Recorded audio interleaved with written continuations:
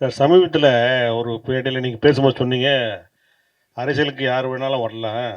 ஏன் என்னோட பையனும் வரலாம், என்னோட பேரன் கூட வரலாம் அப்படின்னு சொன்னீங்க. நீங்கள் சொல்லி 1 வாரம் 2 வாரம் தான் ஆச்சு.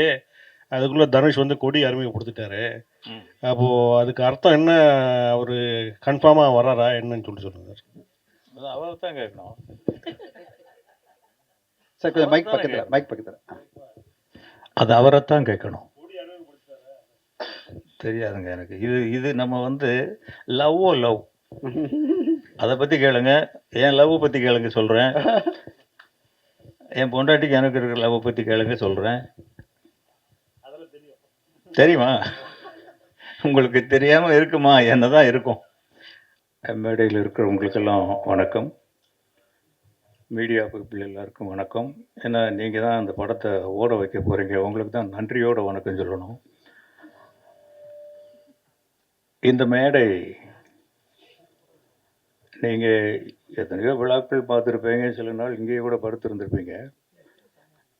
நானும் சமீப காலமாக எத்தனையோ நாள் இங்கே இருந்திருக்கேன். இன்றைக்கி ஒரு ஸ்பெஷல் மேடையாக இதை நான் நினைக்கிறேன். ஏன்னா உங்கள் எல்லாருக்குமே கிடைக்காத ஒரு பாக்கியம் எனக்கு கிடைச்சிருக்கு. இன்னைக்கு நான், என் மகன், என் பேரன் ஒரே மேடை. இது சினிமாவில் ரொம்ப பேருக்கு கிடைக்கணும்.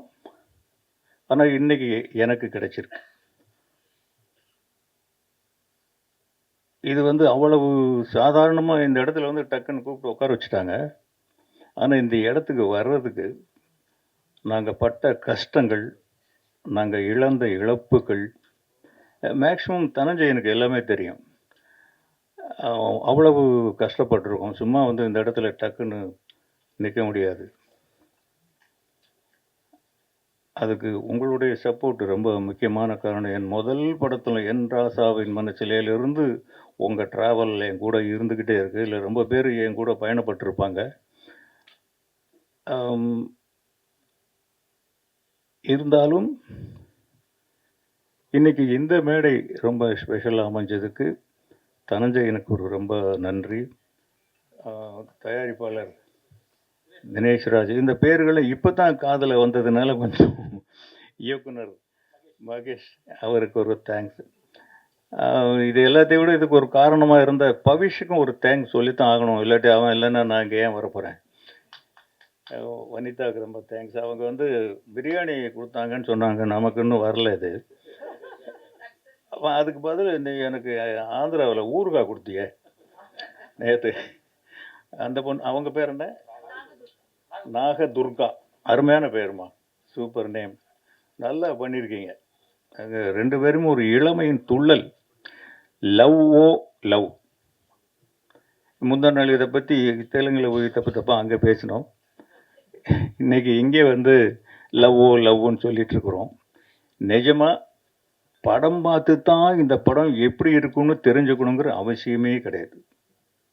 அந்த டைட்டில் ஒன்று போதும். லவ்னு அலையிறாங்கிறது தான்ங்கிறது லவ்னே தெரியுது. இல்லாட்டி அப்படி ஒரு டைட்டில் வைப்பாங்களான்னு தெரில. டைரக்டர் தப்பா? கரெக்ட் தானா? கரெக்ட். அப்படி தான் எல்லாருமே ஈஸியாக கண்டுபிடிச்சிருவாங்க. பட் ஒர்க்கு யாருமே புதுசுன்னு சொல்ல முடியாது. அந்த அளவுக்கு ஹார்ட் ஒர்க் பண்ணியிருக்காங்க. இந்த படம் நல்லா இருக்குங்கிறதுக்கு எது உதாரணம் தெரியுமா? ஒரு படம் முடிஞ்சாக்க இன்னைக்கு இருக்கிற சிச்சுவேஷன் என்ன அப்படின்னா, ஒரு ஷெட்யூல் முடிஞ்சாலே ப்ரொடியூசரும் டைரக்டரும் முகம் பார்த்துக்கிறது கஷ்டம். இன்னைக்கு படம் முடிஞ்சிருச்சு, நாளை கழித்து ரிலீஸ் ஆக போகுது. டைரக்டருக்கு மேடையில் ஃபோன் பரிசு கொடுக்குறாங்க. இதை விட என்ன வேணும் இந்த படம் நல்லா இருக்கும் அப்படிங்கிறதுக்கு? உண்மையிலே ப்ரொடியூசர் தினேஷ்ராஜ் அதிர்ஷ்டசாலி தான். எப்படி செலக்ட் பண்ணுறாருன்னு தெரில. இன்னொன்று அவரை பற்றி சொல்லணும்னு நினச்சேன். நான் ரொம்ப நாள் அவர் யாரோ ஜிம் பாய் போல் இருக்கு, இப்படி இருக்காரு. அந்த காலத்துல எல்லாம் ப்ரொடியூசர் வர்றாருன்னா எல்லாருமே எழுந்து நிற்போம், எல்லாரும் ப்ரொடியூசருக்கு பயப்படுவோம். இன்னைக்கு அப்படி கிடையாது. ப்ரொடியூசர் எங்கே இருக்காருன்னு தெரியாது. அவர் எங்கே இருக்காருன்னு தெரியணுங்கிறதுக்காகவே ப்ரொடியூசரை பார்த்து பயப்படணுங்கிறதுக்காக இப்படி தோற்றத்தை வச்சுருக்காருன்னு நான் நினைக்கிறேன். எங்கே நின்னாலும் தெரியும் அவரை. இந்த யூனிட்னுடைய இப்போ தான் ஆரம்பித்த மாதிரி இருக்குது. வெஸ்ட் மாம்பலத்தில் எங்கேயோ பூஜை போட்டாங்க. நானும் என் துணைவியாரும் போயிருந்தோம். இப்போ அதுக்குள்ளே ரிலீஸுங்கிறாங்க, தெலுங்கு டப்பிங்குங்கிறாங்க. எப்போ டப் பண்ணாங்க, எப்போ அங்கே போய் பார்த்தோம், அங்கேயும் பாட்டு கிட்டெல்லாம் காட்டுறாங்க. ரொம்ப ஹார்ட் ஒர்க்கு தாங்க. டைரக்டர் சார் உங்களுக்கு ரொம்ப இல்லை ப்ரொடக்ஷனை வந்து சப்போர்ட் பண்ண வைக்கிறது நம்ம தான். Director can do any thing. உங்கள் டீம் டைரக்டர் டீம் சரி சரி. அப்போ ப்ரொடக்ஷன் டீம் சப்போர்ட் பண்ணலையா? ப்ரொடக்ஷன் டீம் ஓகே இருந்தால் கூட இவ்வளவு சீக்கிரமெல்லாம் இப்போ படம் எடுக்கிறது சும்மா படம் முடிஞ்சிட்டா கூட கேமரா போட்டு சுற்றிக்கிட்டு ஃபிலிமே போடாமல் கூட இழுத்துக்கிட்டு ஷூட்டிங் என்னத்தையா பண்ணிக்கிட்டு அவ்வளோ சீக்கிரம் முடிச்சக்கூடாதியா. அவங்களுக்குள்ள டிஸ்கஷனு ஏதேதோ போய்கிட்டு இருக்கு இன்னைக்கு. நீங்கள் இவ்வளோ சீக்கிரம் வெளிப்படையாக அந்த படத்தை முடித்து அந்த ப்ரொடியூசர் லாபமாக இருக்காரா இல்லை சமமாக இருக்காரா என்னன்னு இன்னும் தெரியல. அது மட்டும் ரகசியமாகவே இருக்குது சினிமாவில். உங்களை பாராட்டணும், இல்லாட்டி இவ்வளவு ஒரு கிடைக்காது. நீங்கள் ரொம்ப கோஆப்ரேட்டிவாக தான் இருந்திருக்கீங்க. இதுக்கு மேலே என்ன சொல்கிறது இந்த படத்தை பற்றி?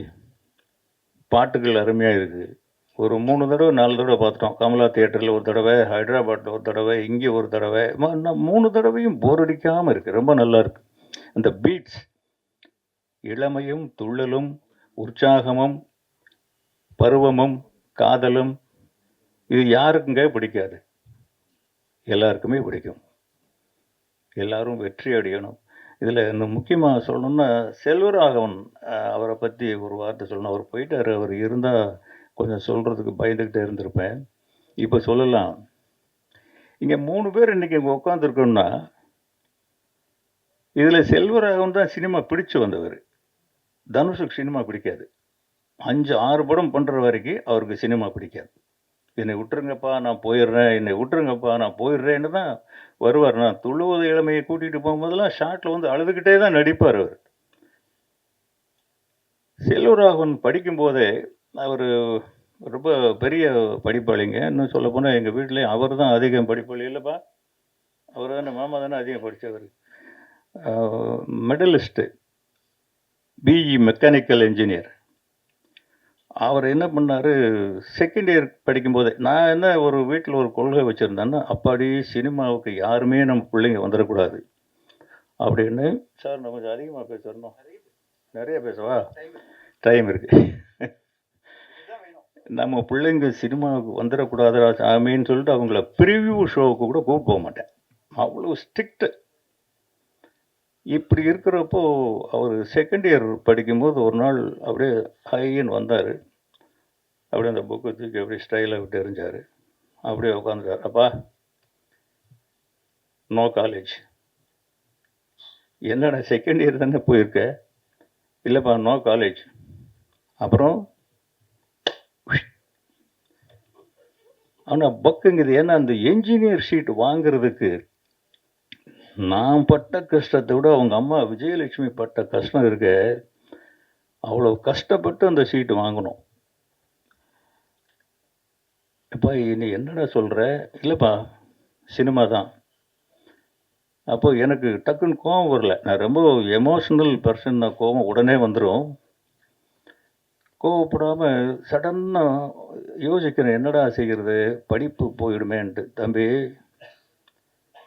சினிமா உங்கள் அப்பாவுக்கு முன்னாடி இருந்தது, உங்கள் அப்பா காலத்துலையும் இருக்குது, உங்கள் அப்பாவுக்கு பின்னாலேயும் இருக்கும். டிகிரி அப்படி இல்லை ராஜா. இப்போ போச்சுன்னா மறுபடியும் வராது உனக்கு. இன்றைக்கி எங்கேயாவது பியூனாக போகணுன்னா கூட ஒரு டிகிரி தேவைப்படுது. நீ ஒரு டிகிரி வாங்கிட்டு வா, நான் அவனை சினிமாவில் எங்கேயாவது சேர்த்து விடுறேன். இது வந்து சத்தியமாக சொல்கிறேன், போய் அவனை ஏமாற்றி காலேஜுக்கு போய் வைக்கணும். அதுக்கப்புறம் ஒன்றுமே பேசலை. அடுத்த நாள் காலேஜுக்கு போயிட்டார். பார்த்தா நல்ல மார்க், என்ஜினியர் ஆகிட்டார். ஓ, நான் என்ன பண்ணேன், இதுக்கு இடையில் ஒரு அமெரிக்காவுக்கு அனுப்பிடலாம் அப்படின்ட்டு ஐடியாலாம் பண்ணி வச்சுட்டேன். அப்போ நான் சொன்னேன், இப்போ இந்த மாதிரி சிகாகோவில் ஏதோ ஒரு இது ஃபிலிம் கோர்ஸோடு சேர்ந்து அப்படி சொன்னா தான் அமெரிக்காவுக்கு போனான்னு சொல்லிட்டு ஏதோ ஒரு ஏற்பாடு பண்ணி வச்சுருந்தேன் அவர். என்னை நாடு கடத்தணும்னு பிளான் பண்ணுறீங்களா நீங்கள்? நீங்கள் சொன்னதை நான் செஞ்சுட்டேன், நான் சொன்னதை நீங்கள் செய்யுங்க, சினிமா தான். அதுக்கப்புறம் யாருக்கிட்ட சொன்னாலும் சேர்த்துக்க மாட்டாங்க. என்னையா உன் மகன் எனக்கு எப்பயா திட்டுறது? ரவிக்குமார்ட்டெல்லாம் கேட்டேன். ரவிக்குமார் எனக்கு ரொம்ப க்ளோஸ் ஃப்ரெண்டுங்க. அவரும் நானும் ஒரு படத்தில் வேலை செஞ்சுருக்கோம். இப்போ இன்றைக்கியாவது வச்சுக்கையா அவனை? நான் கண்டபடி திட்டுவேன் என் அசிஸ்டன்ட் டைரக்டரை கோவப்பட்டா. உன் மகனை நான் எப்படி திட்டுறது? இப்படி ஒவ்வொரு காரணம் ஒவ்வொருத்தருக்கு. யாருமே சேர்த்துக்கல. பாலச்சந்தர் சார்கிட்ட போய் ரெக்வெஸ்ட் பண்ணி, சார் அவனுக்கு சினிமா புரியல, நான் உங்ககிட்ட அனுப்புகிறேன், சினிமா வேண்டான்னு அட்வைஸ் பண்ணி அனுப்புங்க அப்படின்னு சொல்லி பாலச்சந்தர் சார்கிட்ட அனுப்புனேன். ஒரு 2 மணி நேரமாக அவனை காணோம். அவர் பாலச்சந்தர் சார்கிட்ட இருந்து ஃபோன் வருது. இவங்கிட்ட ஏதோ ஃபயர் இருக்குயா, இவன் என்கிட்ட விட்டு நானே பார்த்துக்கிறேன். இது என்னடா இது, ஒளியை தெரியாமல் தலையாரி வீட்டில் ஒளிஞ்ச கதையாக போய் சினிமா வேண்டான்னு சொல்லுங்கன்னா அவர் இவன்கிட்ட என்னமோ இருக்குங்கிறாரு. இருந்திருக்கலாம், பட் எப்போவுமே குழந்தைங்கள் மேலே பேரண்ட்ஸுக்கு அண்டர் எஸ்டிமேட் தான் இருக்கும். நம்ம குழந்தைங்க நம்மளை விட இருப்பாங்களா, நம்மளை விட வசதியாக வந்துடுவாங்களா, இல்லை பெருசாக சாதிச்சிருவாங்களா அப்படின்னு இருக்காது. நமக்கு அப்படித்தானே இருக்கும். அவர் இவ்வளோ பெரிய ஒரு லெஜெண்டரிக் டைரக்டர் வருவாருன்னு அன்னைக்கு நம்ம எப்படி எஸ்டிமேட் பண்ண முடியும்? யார்கிட்டையும் ஒரு ஒர்க் பண்ணவும் இல்லை. அங்கேயும் இருந்துட்டு ஒரு 2 மாதத்தில் வந்துட்டார். இல்லைப்பா அவர் சார் சீரியல் தான் எடுக்கிறாரு, எனக்கு அது மைலேஜ் கிடைக்கல அப்படின்ட்டு வந்துட்டார். அதுக்கப்புறம் ஏதோ ஒரு இதில் வந்து நாங்கள் துள்ளுவது இளமை எடுத்து முடித்ததுக்கப்புறம் காதல் கொண்டு எடுக்க வேண்டிய நிர்பந்தம். இது அவங்க அம்மா போட்ட ஒரே கண்டிஷன் தான். ஒரு நாள் நைட்டு ஒரு 2 மணிக்கு நான் உட்காந்து ஸ்கிரிப்ட் எழுதிட்டு இருக்கும்போது என் டாக்டர் பக்கத்தில் வந்தாங்க. எப்போவுமே எங்கள் வீட்டில் பெண்களுடைய அதிகாரம் தான் அதிகம். எல்லா வீட்லையும் அப்படித்தான் நினைக்கிறேன், என் வீட்லேயும் அப்படித்தான். அந்த பொண்ணு டாக்டருக்கு படிக்கிற பொண்ணு. என்னம்மா நீ தூங்காமல் நேர்த்து வந்துட்டுருக்க? இல்லைப்பா உங்ககிட்ட கொஞ்சம் பேசணும், ஒரு கதை சொல்லணும், கேட்பீங்களா? என்ன நீ மெடிக்கல் காலேஜுக்கு போகிறத விட்டுட்டு பொண்ணு ஸ்கிரிப்ட் ரைட்டர் ஆகிட்டியா இன்னைக்கு அப்படின்னா, சரி சொல்லு கேட்போம் அப்படின்னு படன்னு ஒரு கதையை சொல்லுது. எக்ஸலண்ட்டாக இருக்குது ஒரு கதை. இது யாரும்மா சொன்னது? செல்வா சொன்னான். புரிஞ்சிருச்சு, எங்கே சுவிட்சை தட்டினோ எங்கே விளக்கு எரியும்னு அவனுக்கு புரிஞ்சிருச்சு. கரெக்டாக அவன் அப்ரோச் பண்ணானா இல்லாட்டி அவங்களே முடிவு பண்ணாங்களே தெரியல. சரி இது செல்வாவுடைய கதைப்பா, அவன் சொல்கிறதுக்கு பயந்துக்கிட்டு என்கிட்ட சொன்னான், கதை நல்லா இருக்குப்பா. இப்போ என் பெரிய பொண்ணு என்ட்ரி, இவங்க அம்மா, அவங்களும் ஒரு டாக்டர் தான். 2 பேரும் வந்து இன்னும் கொஞ்சம் பயம் அதிகமாகிடுச்சு, ஏதோ வற்புறுத்தல் நடக்க போகுது அப்படின்ட்டு. இதை என்ன பண்ணணும், இந்த கதையை படம் எடுக்கணும். யார்? நீங்கள் தான். யார் நடிக்கிறது? தனுஷ் தான். டைரக்ட் பண்ணுறது செல்வா தான். இது உள்ள இந்த 3வது லேடி என்ட்ரி விஜயலட்சுமி, அவங்க வரும்போது தான் என் பலமெல்லாம் போயிடுச்சு. இனி அங்கே அவங்க சொல்கிறது மட்டும்தான் நடக்கும், நம்ம சொல்கிறது நடக்காது. அவங்க தான் கேட்டாங்க, என்னங்க அவன் யார்கிட்டையும் ஒர்க் பண்ணலையாம்மா, இந்த படம் எடுக்கிறதுக்கு ஒரு 4-4.5 கோடி ரூபா செலவாகும் அன்னைக்கே. அது இன்னும் கொஞ்சம் அதிகமாக தான் ஆயிருக்கும், படம் பார்த்தீங்கன்னா தெரியும் அப்படின்னு. இப்போ எவ்வளோ கடன் இருக்குது அப்படின்னு கேட்டாங்க விஜயலட்சுமி. நான் சொன்னேன், என்ன ஒரு 2-2.5 கோடி ரூபா இருக்கும், இந்த படம் எடுக்க எவ்வளோ செலவாகும்? ஒரு 4-4.5. கடன் வாங்குங்க. பொண்டாட்டி சொல்கிற அட்வைஸ் இப்படி எங்கேயாவது சொல்லுவாங்களா யாராவது கடன் வாங்குங்க அப்படின்னு? யாருக்கும் கடன் வாங்குவீங்க, பெத்த மகனுக்காக வாங்க மாட்டிங்களா? அப்படி கடன் வாங்கி வந்தவர் தான் செல்வராகவன். இப்படி இன்னைக்கு வந்து ஒரே மேடையில் உட்கார்ற அளவுக்கு இவரும் அப்படி தான் வந்தார். இவர் வந்து ஒரு நாள் வந்து, தாத்தா நான் விஸ்காம் படிக்க போகிறேன் அப்படின்னா. விஸ்காமில் என்ன பண்ண போகிற அப்படின்னா, டைரக்ஷன் கோர்ஸ்னா. இதுக்கு எதுக்குடா நீ விஸ்காம் போகிற? நம்ம வீட்டிலே 3 விஸ்காம் இருக்க. யார்கிட்டையாவது சேர்ந்து கொண்டு தனுஷ்கிட்ட சொல்லி அசிஸ்டன்ட் டைரக்டராக தான் வந்தார் அவர். என்ன படம்ப்பா? திருச்சி டம்பல் இல்லைடா அங்கே. அடுத்த படம் அருண் மாதேஸ்வரன் பண்ணது என்னது? கேப்டன். இந்த படங்கள்ல எல்லாம் அசிஸ்டன்ட் டைரக்டர். ரொம்ப அப்போவே தனுஷ் சொல்லுவார், அப்பா பிரமாதமாக ஒர்க் பண்ணுறான்ப்பா, நல்லா வந்துடுவான் போல் இருக்கு, நல்ல பையன்தான், நல்லா வந்துடுவான் போல் இருக்குன்ட்டு. அப்புறம் திடீர்னு என்ன நினச்சவரை தெரியல, நிலவுக்கு என் மேல் என்னடி கோபம் அப்படின்னு அவர் கொண்டு வந்து நடிக்க வச்சு இன்னைக்கு இங்கே கொண்டு வந்து உட்கார வச்சிருக்காரு. உண்மையிலே தனுஷோடைய மோல்டு தான் அவர். ஒரு பையன் நல்ல வீட்டில் செல்லமான பையன். உண்மையிலேயே எங்கள் வீட்டில் 2 பசங்க ரொம்ப கொடுத்து வச்சவனுங்க.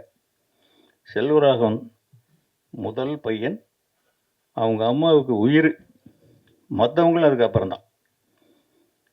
இவங்க அம்மா முதல் பெண் குழந்தை எங்கள் வீட்டில், அவங்களும் செல்லந்தான். அவங்க அம்மா மட்டும்தான் என்னை வாடா போடான்னு சொல்கிறவங்க. இவர் முதல் பேர குழந்தை. அவர் டிபியில் ஒரு ஃபோட்டோ வச்சுருக்காரு பாருங்க, இத்தினோண்டு குழந்தைய தனுஷ் கையில் வச்சுட்டு அப்படி சாஞ்சிட்டு இருப்பார் அவங்க அம்மா தோளில். அந்த கை குழந்தை தான் அவர். கரெக்டு தானேப்பா? அதை மறக்காமல் வச்சுருக்காரு. தேங்க்ஸ்ப்பா.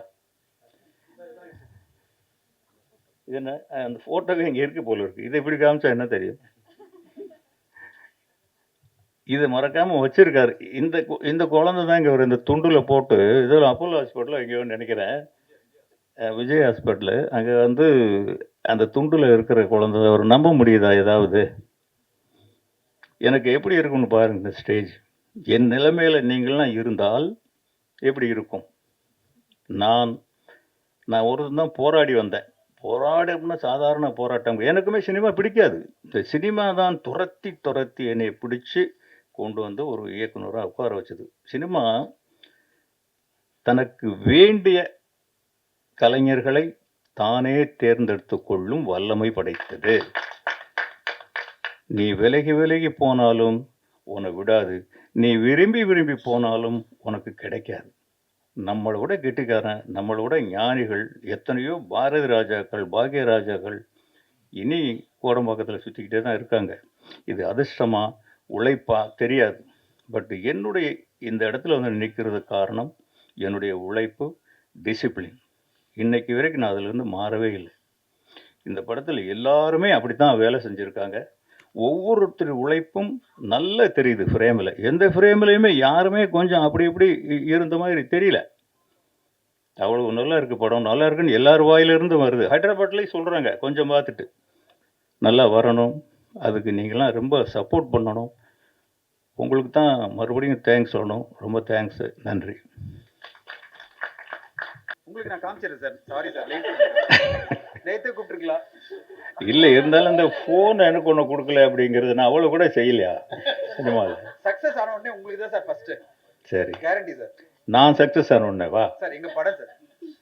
உங்கள் படம் சக்ஸஸ் தாங்க, அதை சொல்ல தான் வந்தேன் நானுங்க. பாக்ஸ் ஆஃபீஸ் இங்கே வந்து பார்த்தீங்கன்னா பொதுவாக மீடியா பீப்புள்னா கொஞ்சம் ஒரு கால்வாசி இருப்பாங்க, இல்லாட்டி பாதி இருப்பாங்க. இவ்வளவு பேக்கடாக நான் இப்போ தான் பார்க்குறேன். இவ்வளவு பேர் இங்கே இருக்கிறதுனால தான் உங்ககிட்ட ஒரு ரெக்வஸ்ட் வைக்கணும்னு தான் நான் திருப்பி வந்தேன். இந்த படம் நாளைக்கு ஓடுமா அப்படிங்கிற கொஸ்டினே வரக்கூடாது, அதுக்கு நீங்கள் விடக்கூடாது. இந்த படம் சூப்பர் ஹிட் ஆகியே தீரணும். ஏன்னா நான் வெற்றி அடைஞ்சேன், என் மகன் வெற்றி அடைஞ்சான், என் பேரனும் வெற்றி அடையணும். அவன் வெற்றி அடைஞ்சு அவனுடைய குழந்தையும் நாளைக்கு இங்கே வரணும், அதுக்கு நீங்கள் எல்லாம் வரணும். அதெல்லாம் இப்போ உங்கள் கையிலே தான் இருக்குது. இந்த ஒரு பாயிண்ட் உங்களுக்கு சொல்கிறதுக்கு விட்டு போச்சு. ஏன்னா இவ்வளோ பேர் இருக்கும்போது சொன்னால் தான் இது கொஞ்சம் பரவலாக போய் சேரும். தயவு செஞ்சு அதை கொஞ்சம் செய்யுங்க, பாவம் சின்ன பசங்க.